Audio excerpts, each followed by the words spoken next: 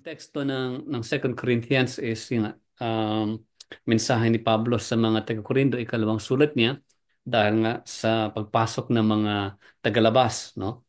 Tagalabas na nagpapahayag ng ebanghelyo at kine-question nila yung apostleship ni Pablo, no? And doon pinakita ni Pablo yung kanyang posisyon na sinasabi niya siya ay talagang pinagkatiwalaan ng Diyos ng Ministry of Reconciliation. Binanggit niya yung kanyang paghihirap, binanggit niya na wala siyang ibang ipinapahayag kundi ang Panginoong Hesukristo. And then kinote niya doon yung mga Old Testament passages para patunayan nga na talaga yung kanyang ipinapahayag wala iba kundi ebanghelyo ng Panginoong Hesukristo, no? And of course, tatalon tayo sa chapter 11 dahil sabi nga natin chapter 8 and 9 na-discuss na natin yan sa pagtalakay natin ng first chapter ng Second Corinthians. So sa chapter 11, again, dito patuloy yung kaniyang pagpapahayag, no? Pagpapahayag ng pagbigay babala patungkol sa mga tagalabas na pumasok sa Korinto at nagpahayag ng mensahe, no? Nagpahayag ng mensahe patungkol sa ebanghelyo, no? Kaya yun ang ating titignan tonight, yung First Corinthians chapter 11. Hindi natin matapos siguro yung buong 11, but isa-summarize lang natin, no? Summarize lang natin yung chapter 11 ng Second Corinthians. Pero pagtuunan mo lang muna natin ng pansin yung verses 1 to 2. Nung sinabi ni Pablo dito na sabi niya, I wish you would bear with me in a little foolishness. Sabi niya, bear with me. Sabi niya, kasi sa chapter 10, piniliwanag niya yung kanyang ministry, no? Pinakita niya doon yung kanyang mga sufferings patungkol sa pagiging apostol ng Panginoong Jesus. And then sabi pa nga niya dito sa chapter 11 bear with me, no? Manatili pa kayo makinig, kumbaga, no? Tapos sabi niya, for I feel, naharamdam ako ng divine jealousy for you. Bakit? Kasi sabi niya, dahil kayo ay pinagkatiwala na, I betrothed you. Kumbaga, kayo engaged na, no? Engaged na kayo sa isang asawa. Kumbaga, I betrothed you to one husband para maipresenta kayo bilang isang pure virgin to Christ. So dito pinapoint out niyo rito yung katotohanan na ang iglesia, ang church, alam natin na the church is the bride of Christ.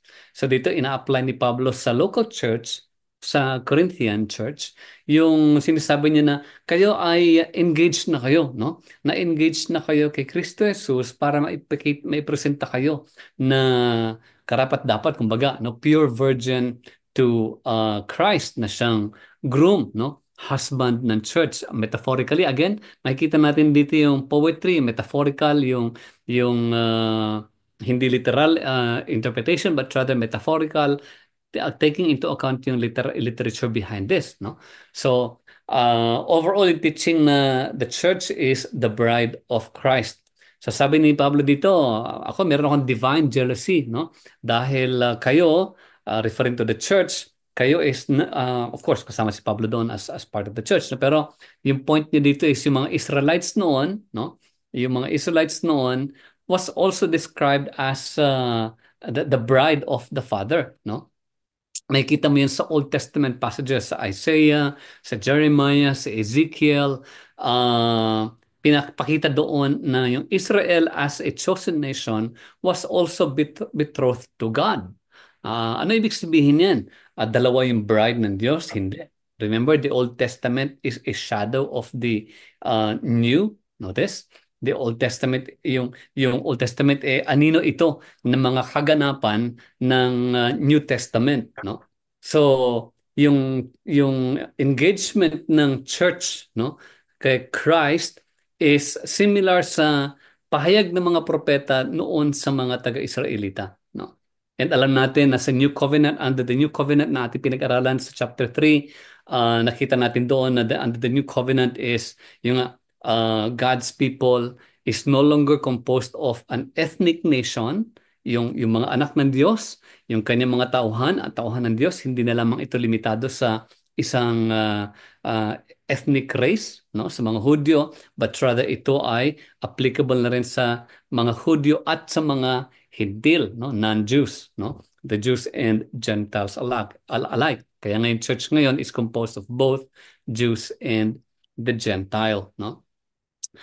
Siyempre, alam natin ng mga Israelita is patuloy silang naging, alam natin yung history ng Israelites, no? They've always, lagi sila bumabagsak sa problema ng idolatry. Yan ang number one problem ng mga Israelites, always idolatry. Kung babasahan yung Old Testament, they would always go back to worshiping idols, no? Worshiping Balaam.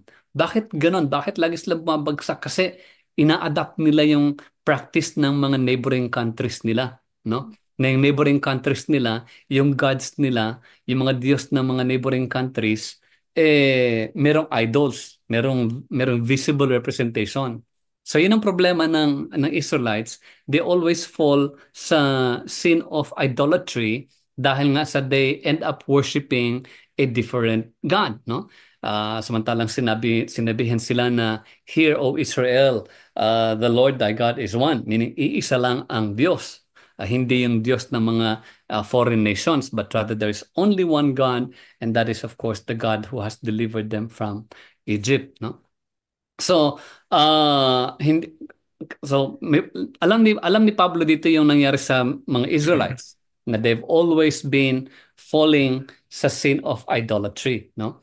And ito ang sinasabi ni Pablo ngayon sa 2 Corinthians 11. Sinasabi niya na dapat kayo ay naipresenta kay Christ as a pure virgin, no? Dahil kayo nga ay na-betrothed na-engaged na kayo. Kumbaga, engaged na kayo kay Christ. And then sabi niya sa verse 3, kaya lang sabi niya, natatakot ako. Sabi niya, I am afraid. Notice? Sabi niya sa verse 2, kayo ay betrothed, engaged na kayo kay Christ because Christ is, of course, the groom and the church is the bride, no? Kaya lang sabi ni Pablo dito sa verse 3, natatakot ako kasi katulad ng ginawa ng diablo o ng serpent kay Eva, sabi niya, sa pamamagitan ng kanyang panlilinlang, sabi niya sa verse 3, your thoughts will be led astray from a sincere and pure devotion to Christ. So sabi niya, sa verse 2, kayo engaged na kayo kay Christ. Verse 3, sabi niya, kaya lang nangangamba ako, tatakot ako kasi katulad ng pagkalinlang ng serpent kay Eva, ang inyong kaisipan malihis din, no? Malihis din at maibaling ang inyong devotion, ang inyong puso, ang inyong pansin, no? Ang inyong attention mawala ito kay Kristo, no? Paano? Sabi niya sa verse 4, for if someone comes, no? For if someone comes and proclaims another Jesus than the one we proclaimed, or if you receive a different spirit from the one you received, or if you accept a different gospel from the one you accepted, you put up with it readily enough. Ano ibig sabihin niya dito?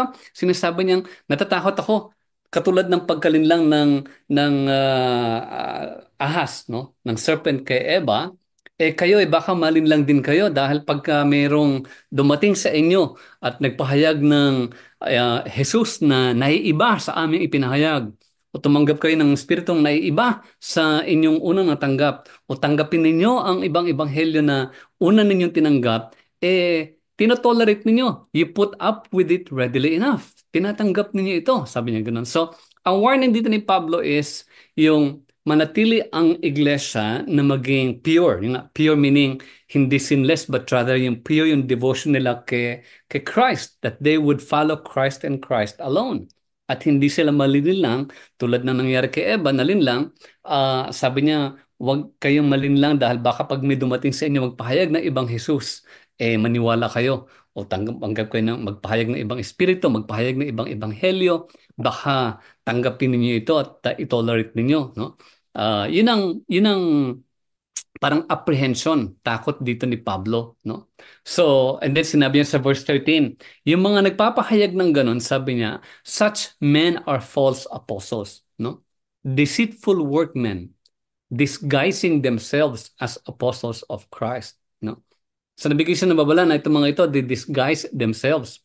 Nagpapanggap sila bilang mga apostol ng Panginoong Hesukristo. At hindi katakatakayan, sabi niya. And no wonder, sapagkat even Satan himself, sabi niya, can disguise as an angel of light.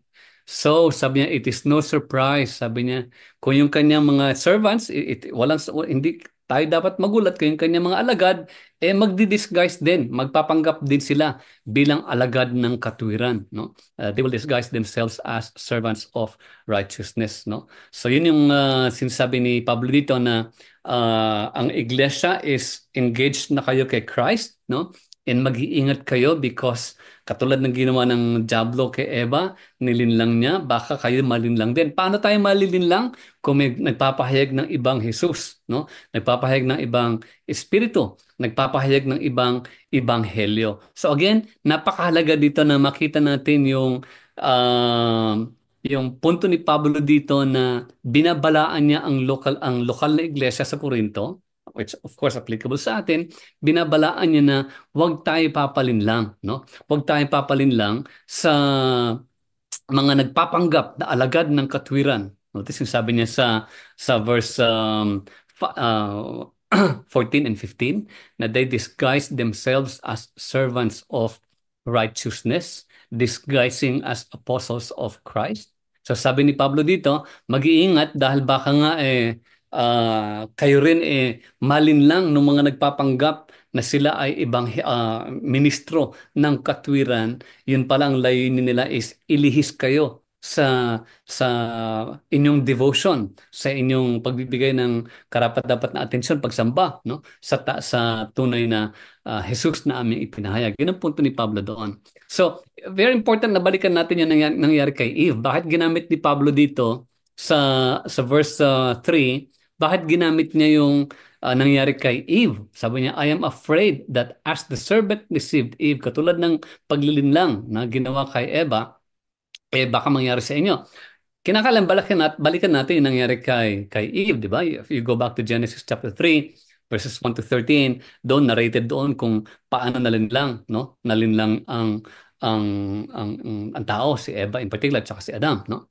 So ito yung ginawa ng Diablo, no? Sabi ng serpent, no? The serpent said to the woman, sabi niya, did God actually say? Notice, nagbigay siya ng duda. Tunay bang sinabi ng Diyos? You shall not eat of any tree in the garden. So again, kinukot niya yung sinabi ng Diyos dito, yet he is causing doubt, no? And the woman said to the serpent, we may eat of the fruit of the trees in the garden, but God said, you shall not eat of the fruit of the tree that is in the midst of the garden, neither shall you touch it. Dinagdagan ni Eva dito, neither shall you touch it lest you die. But the serpent said to the woman, you will not surely die. For God knows that when you eat of it, your eyes will be opened, and you will be like God, knowing good and evil. So yung taktika ng serpent is linlangin ang tao na para gawin ang bagay na tutol o labag sa kalooban ng Diyos, no? And yan ang point ni Pablo sa 2 Corinthians chapter 11. Nang sinasabi niya, nangangamba ako na baka pag may dumating sa inyo, tanggapin ninyo, samantalang kayo ay engaged na kayo kay Kristo Jesus, baka pag may dumating at magpahayag ng ibang Jesus, tanggapin ninyo. Pag may magpahayag ng ibang ebanghelyo, itolerate ninyo, payagan ninyo, tanggapin ninyo. So, notice? So yun ang point ni Pablo doon. You have to be careful sa mga manlilinlang because they will appear as servants of righteousness, no? So sa Korinto, kaya binanggit ni Pablo yan dahil nga sa mga false apostles na binanggit niya earlier, no? Na pumasok dahil yung mga false apostles na pumasok sa Korinto nagpapahayag ng Jesus na kung saan yung Jesus na ipinapahayag nila is nangangako ng kasaganaan, no? Ng kasaganaan. Bakit natin nasabi yan? Remember, sabi ni Pablo sa earlier chapters ng 2 Corinthians, they were peddling the word of God. Kinukutsa si Pablo kasi si Pablo naghihirap. Sabi nila hindi tunay na apostle kasi naghihirap yan. Pag kayo talagang tunay na apostle at alagad, kayo pagpapalain. Notice? It is the promise of health and wealth, no? So, dito nagbigay ng babala si Pablo sa kanyang mga kapatiran sa iglesia sa Corinto, no? Na itong mga nagpapanggap na alagad ng katwiran, they're actually servants of Satan. Sila ay mga alagad ng Diablo, no? Na ang layunin ay para sirain, kumbaga, yung purity, no? Yung purity ng iglesia na engaged kay Kristo, no? Para sirain nga yung marriage, kumbaga, no? Sirain yung planong marriage between the church and Christ by deceiving the church. Of course, alam natin na if you truly belong to God, you will not be deceived and be led away from the truth, no? But pwede pa rin yung deception in the sense na instead of giving the praise and the adoration to the one true God, may pagkakataon na nalilin lang tayo at nadideceive and we are giving praise to not the one true God but to one that is created God in our minds, no? Yun ang yun ang point ni Pablo doon. Mag-iingat tayo na baka ang binibigyan natin ng papuri hindi yung tunay na Diyos kundi yung Diyos na nilikha natin sa ating kaisipan, no? So, ang goal ng deception is yun nga, para linlangin ka, ilihis ka, no? Alisin ka sa katotohanan, no? Pero tayo, dahil tayo, we are new creatures, no? Sabi ni Pablo, anyone in Christ is a new creation. Tayo ay nababago at yung pagbabago na yan ay nagaganap araw-araw. Nagkakaroon tayo ng transformation, not overnight, but every day, magkakaroon ng pagbabago yan. Hindi of course yung 100% na sinless, but rather, nagkakaroon ka ng desire to live a godly life sa bawat araw, bawat umaga na pagising natin. Yun ang ating desire, Lord. But this morning, tulungan niyo po ako na maipakita ang liwanag ninyo sa madilim na mundong aking kinagagalawan, no? So yun ang ating desire. So again, ano yung ginagamit ng diablo para manlinlang, no? So dapat ang iglesia, aware tayo dito, tayong mga na kay Kristo Jesus, tayong mga nasa katotohanan, we should be aware kung ano yung ginagamit ng diablo para manlinlang. Sinabi ni Pablo sa verse 4 ng chapter 11, 2 Corinthians, mayroong mga nagpapahayag ng ibang Jesus, may nagpapahayag ng ibang espiritu, at may nagpapahayag ng ibang ebanghelyo, a different gospel, no? So, tayong mga nakikristo Jesus para hindi natin tatanggapin ang ibang Jesus o ang ibang espiritu o yung ibang ebanghelyo, kinakailangang maunawaan natin yung katotohanan. At sabi nga natin kanina, naunawaan natin ang katotohanan sa pamamagitan ng grasya ng Diyos. Yung kanyang kilos sa ating buhay, binigyan tayo ng puso para maunawaan, binigyan tayo ng mata para makita, at binigyan tayo ng pandinig upang mapahinggan ang katotohanan, no? So, yung dapat maunawaan natin ang mission ng ating Panginoon Jesus, and that is, sabi nga natin, yung mission ni Jesus is what? To redeem God's people, no? Yung redemption. God's plan of redemption has been achieved through the life of Jesus Christ when He offered it up on the cross, at ng kanyang talunin ang kasalanan at ang kamatayan, no? Sa kanyang resurrection, kanya nang tinubos, ano? Pinatawad na at nagkaroon na ng kapatawaran yung mga anak ng Diyos at sila ay nai-reconcile na, no? Naibalik na yung relasyon between a sinful man and a holy God, no? So God's people have been redeemed, no? Yung kilos ng banal na espiritu, ano yung kilos ng espiritu? Ang banal na espiritu ay binigay ng Diyos sa atin bilang garantiya, sabi ni Pablo, guarantee na tayo ay pag-aari ng Diyos. Bakit tayo nagkakaroon ng desire to live a holy life? Bakit tayo nagkakaroon ng desire to live like Christ? That is because of the Spirit that is in you, in your life, na siyang kumikilos sa ating kaisipan, sa ating puso. Kaya tayo nagkaroon ng desire to know Him more. Nagkaroon tayo ng desire to read the Bible. Nagkaroon tayo ng desire to study His Word, to know Him more. That is because of the work of the Spirit that is in us, given to us by Christ, by the Father as a seal, as a guarantee, no? So, yung ating pagiging kay Kristo Jesus, no? Bilang mga tupa ng ating good shepherd, ating Panginoon Jesus, bagamat tayo ay hindi na maaaring mawala, no, sa kanya, pwede pa rin tayong maligaw, no? We are sheep prone to wander, no? Pero salamat sa kanyang rod and staff, no? It is our comfort, no? Yung rod and staff ng ating good shepherd, hindi niya tayo papabayaan totally malihis, no? Hence yung kahalagahan na pag-aralan lagi yung kanyang salita, no? So sa Korinto, sinasabi natin doon na yung mga nagpapanggap na apostles, ang tawag ni Pablo sa kanila, false apostles, they were preaching a different Jesus, and Paul's concern is ang concern ni Pablo doon is baka tanggapin ito ng local church, i-tolerate ito ng local church, no? Sa ating sitwasyon ngayon, kinakailangan natin maunawaan na nagsimula noong 19th century, no? 19th century, nagsimula yan, mga 1840, 1850, 1860s. Nagsimula dyan yung pagkapanganak ng iba't ibang mga mga kulto, no? Kulto na tawagin natin dahil from a Protestant church, doon biglang, tama yung sabi ng scripture na among you, no, among you, among the church, manggagaling ang mga false teachers, no. Sabihin natin, kung babasahin mo yung historical events noong 19th century sa Protestant church, no.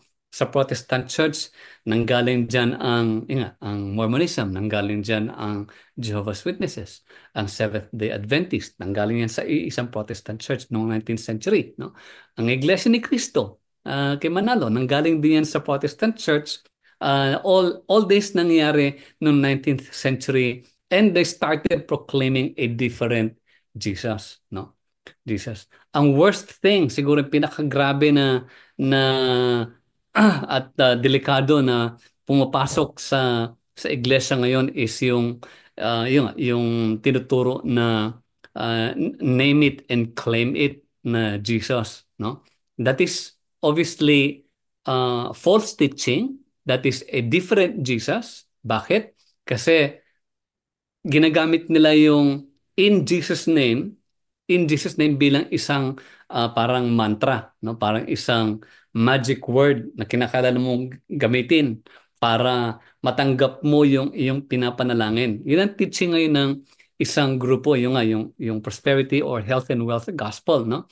Na if you are praying, you must claim it in Jesus name and have faith, and you will receive the answer to your prayers. That is so wrong, because when we pray in Jesus' name, it is not a magical incantation. Hindi siya magical word o parang abracadabra na kinakailangang banggitin. Obviously, mali yung kanilang pag-unawa pag sinabing in Jesus' name, no? When we say we pray in Jesus' name, kinakailangang maunawaan natin yung katotohanan behind that, no? Pag sinabi natin we are praying in Jesus' name, ang ibig sabihin lang nun is that on our own, sa ating sarili, we cannot come before a holy God because we are sinful. No? We are sinners. No? And the reason kung paano tayo nakaka-approach sa trono ng Diyos is dahil sa ating tagapamagitan. And ang scripture is maliwanag na there's only one mediator between God and man, and that is the Lord Jesus Christ. No? Sabi ng Hebrews, siya yung ating high priest, no? Siya yung high priest na siya yung pumasok na on our behalf. Pinasok niya na yung Holy of Holies, kumbaga, on our behalf. He has come before the presence of God on our behalf, and that is why we can come to God in the name of Jesus, through Jesus. It is through Him that we can come before the presence of our Heavenly Father. That is what is meant by when we say we pray in Jesus' name. We always come through the perfect life, the finished work, the redemptive work of the Lord Jesus Christ. No? Yun ibig sabihin nun, we cannot come to God on our own, kasi we cannot. No? We need a mediator, and that is no other than the Lord Jesus Christ. So when we pray in the name of Jesus, yun ibig sabihin na that we always come to you, Father, only through your Son, because ayun nga, siya yung namagitan sa atin. No? Siya yung namagitan. He is the only mediator between God and man.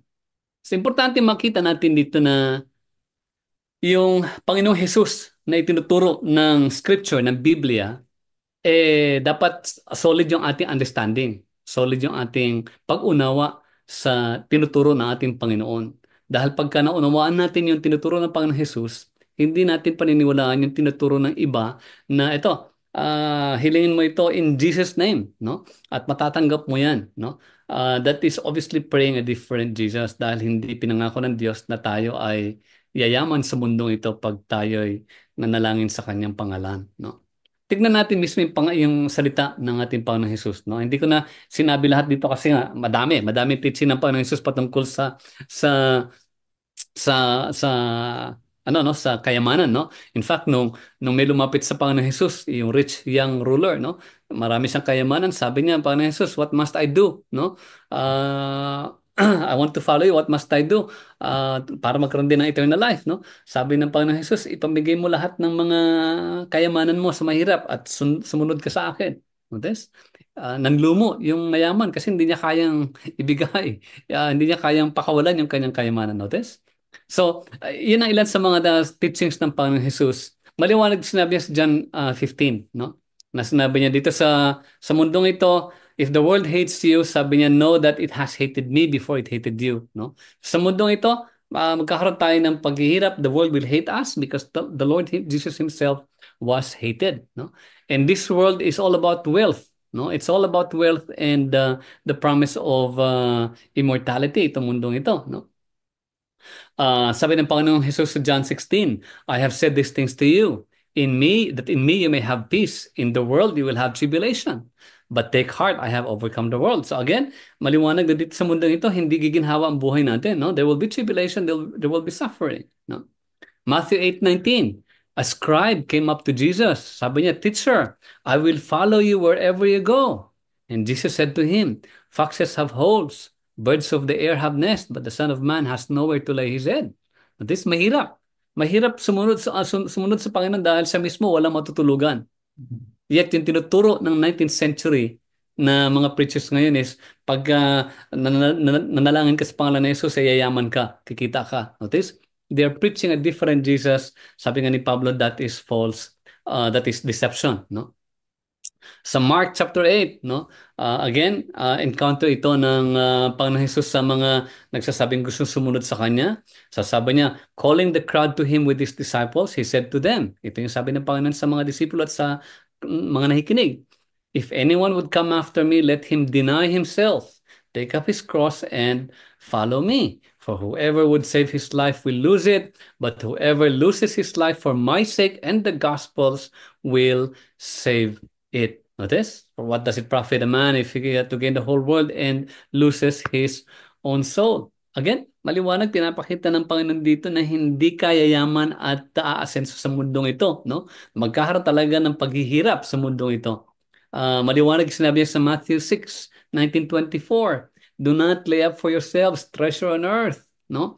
Where moth and rust destroy and where thieves break in and steal. Again, maliwanag, hindi natin dapat hinahangad magkaroon ng yaman sa mundong ito. And yet, the Jesus of the 19th century, they start proclaiming a Jesus that if you pray in Jesus' name, you will receive answer to your prayer. Sa YouTube, ang dami makikita na ini-encourage kayong magbigay sa kanilang pastor o pastora, magbigay ng libo-libo at babalik sa inyo milyon-milyon. Notice?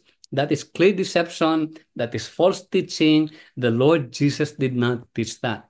Kung babasahin lang natin itong mga nakikita natin sa passage ng scripture na nakita natin, clearly, hindi yun ang turo ng Panginoong Jesus. In fact, sabi nga niya sa Matthew 6:24, sabi niya, no one can serve two masters, no?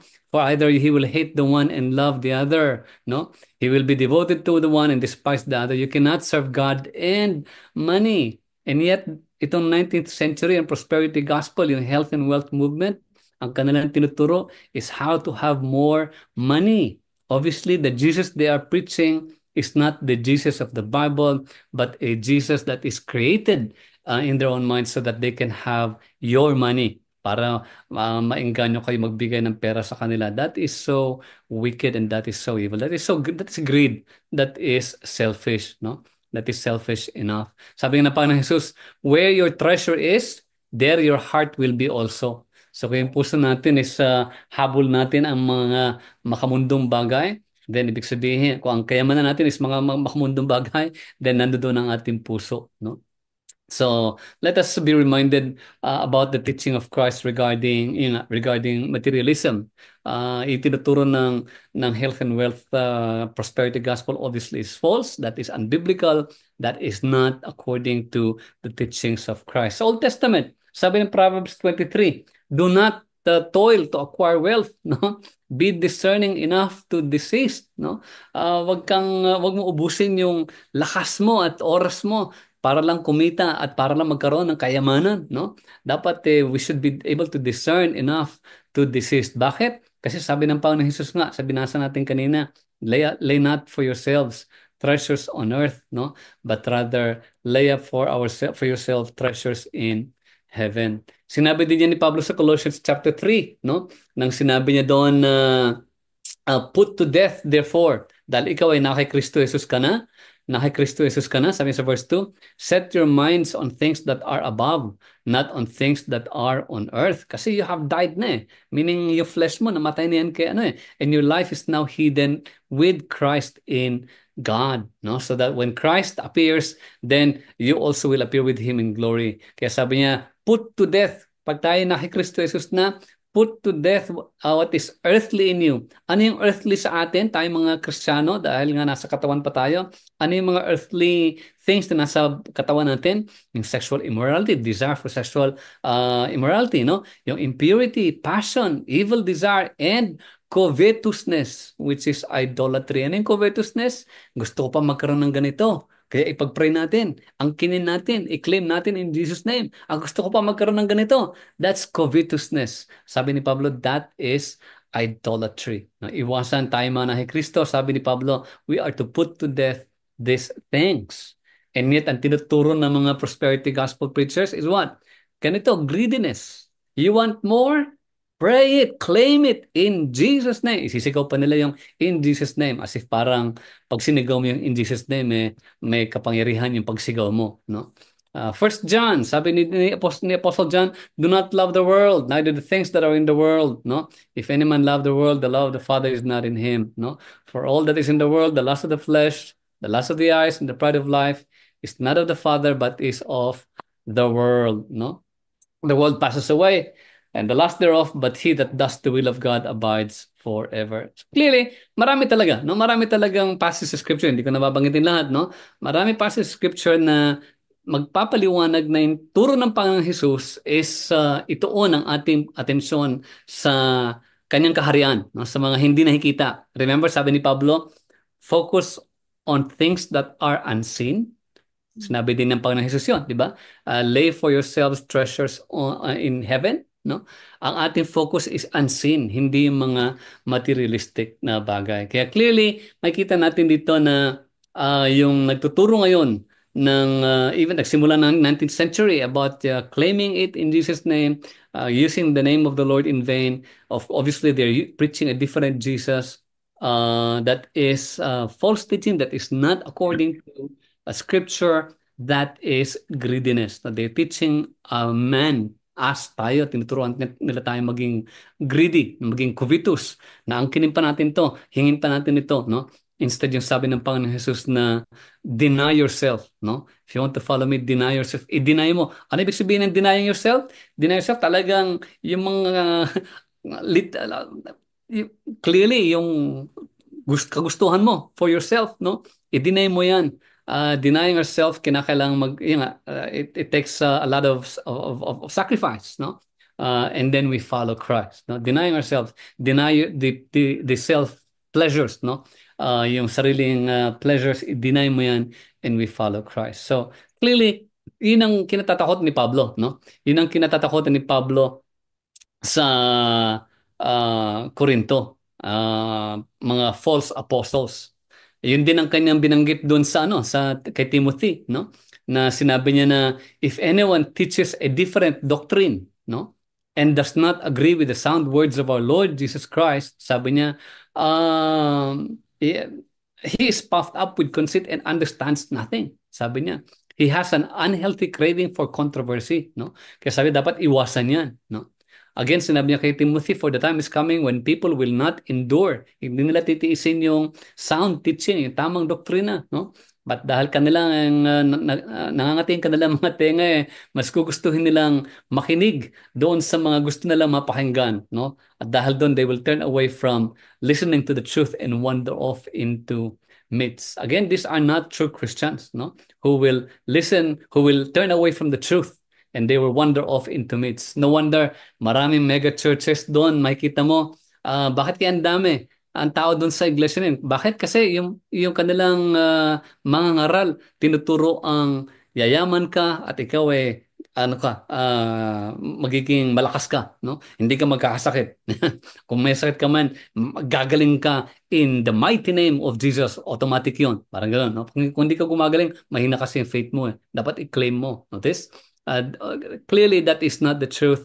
It is leading to myth, leading into a different Jesus. Si Peter, sabi ni Pedro, false prophets, no, will come up among the people, no, just as there will be false teachers within the church. No, many will follow their sensuality, and because of them, the way of truth will be blasphemed in their greed. Notice, yung mga nagtuturo ng prosperity gospel, in their greed, they will exploit you with false words. Nako, sa YouTube na lang, panoorin mo yung mga teaching ni Paulo White.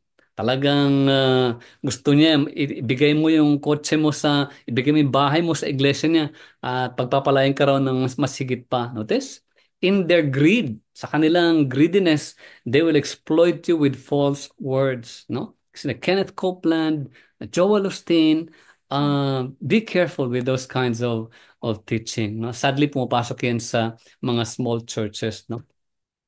Again, let's be careful dahil yun ang warning mismo ni Pablo, no? Si James, tinawag ni mga taong iniibig ang mundo. Tinawag niya silang adulterous people. Notice? Adulterous hindi dahil sa meron silang mga ibang asawa, but rather instead of being devoted to God, they are now following the world. Kaya tinawag na adulterous, no? So remember tayo as part of the church, we have been engaged to Christ. Christ is our bride. Christ is our groom, rather. The church tayo, we are the bride, and Christ is our groom. Manatili tayong tapat. Manatili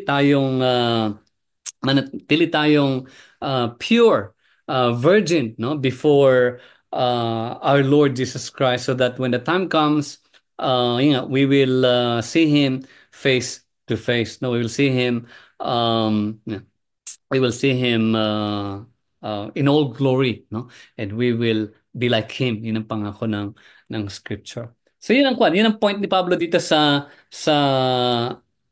sa Corinthians chapter 11, 2 Corinthians chapter 11, specifically in first half ng chapter 11, no? Na mag-iingat sa mga nagpapanggap, no? Again, hindi bago yung tinuturo ni Pablo, yung sinasabi ni Pablo, it is nothing new. Panginoon Jesus mismo nagbigay ng babala noon pa, nung nagsisimula siya ng ministry niya. Sinabi niya sa Matthew 7:21, "Not everyone who says to me, Lord, Lord, will enter the kingdom of heaven, but the one who does the will of my Father who is in heaven." Ano yung will? Ano yung will ng Father who is in heaven? To know Him whom God sent, which is the Lord Jesus Christ, no? To follow the Lord Jesus Christ, no? On that day, many will say to me, Lord, Lord, did we not prophesy in your name? Notice? They are prophesying in the name of Jesus, no? And cast out demons in your name. Notice? And do many mighty works in your name. They've been using the name of Jesus. Sabi ng Panginoon Jesus, then I will declare to them, I never knew you. Depart from me, you workers of lawlessness. Sa ibang passage, you workers of evil. No? Kaya in closing, yung admonition ni Pablo dito sa mga taga-Korinto, sabi niya, examine yourselves to see whether you are in the faith. No, examine yourselves to see whether you're in the faith. Ang iyong sinusundan ba ngayon yung mga nangako ng kayamanan sa mundong ito? O ang sinusundan mo yung Panginoong Hesus na ipinahayag ng mga ebanghelyo na ipinahayag ni Matthew, Mark, Luke, and John, at yung Panginoong Hesus na ipinakita sa atin sa New Testament ayon sa mga epistles, no? Do we follow the Lord Jesus as revealed in Scripture, or do we follow the Jesus that is proclaimed by people who promise health and wealth? No? Kaya sabi ni Pablo dito, examine yourselves to see whether you are in the faith. Test yourselves. Hindi niyo ba alam that Jesus Christ is in you? unless of course you fail to meet the test. How do we know if you pass the test? Of course, the testing nga, sabi natin is embracing the Lord Jesus Christ as revealed in Scripture, no? Kaya mag-iingat tayo dun sa mga nagpapahayag ng mga ibang Jesus, no? Ibang Jesus. Maliwanag sinabi ni Pablo sa verse 3 and 4 ng 2 Corinthians. They proclaim a different Jesus at iingatan natin yung mga ginagamit ang pangalang Jesus pero actually ibang Jesus pala yung kanilang pinaproklama. An example is yung Iglesia ni Cristo, no? Example na lang si Kibuloy. Ginagamit niya yung kingdom of Jesus Christ, but obviously he's preaching a different Jesus. The Jehovah's Witnesses, no, the Mormons, they all preach a different Jesus. Yun, maliwanag yun eh. Talagang alam natin, they do not belong to the truth. Ang mas nakakatakot itong pumasok sa evangelical church, no, na nagsasabing, i-claim mo in the name of Jesus, kaya hindi mo natatanggap kasi mahina ang faith mo eh. O this, para tuloy, it all depends on us. Hindi na, not because of God's grace and mercy, no? So, yun ang iingatan natin sa mga nagtuturo ng ibang Jesus. So, let's be careful, no? So, ang basis natin, of course, sabi nga natin, ipinahayag na lahat sa scripture, no? Nakikita natin na pagka binasa natin ng scripture in context, naliliwanagan natin kaisipan sa tulong ng Banal na Espiritu. So wag natin gagawin yung proof texting, yung one verse lang tapos yun na yun, no? When interpreting scripture, it has to be interpreted as a whole, no? As a whole. Scripture will interpret scripture. Yun ang binigyan na sa atin ng scripture eh. Binigyan na sa atin ng scripture ng kumpleto, no? Uh, Pag alam natin yung scripture, then very less likely hindi na tayo maniniwala ng basta-basta sa mga nagpapahayag ng ibang Jesus, no? So yun ang 2 Corinthians as a whole, no? Yun ang 2 Corinthians as a whole na teaching ni Pablo. He is Lord.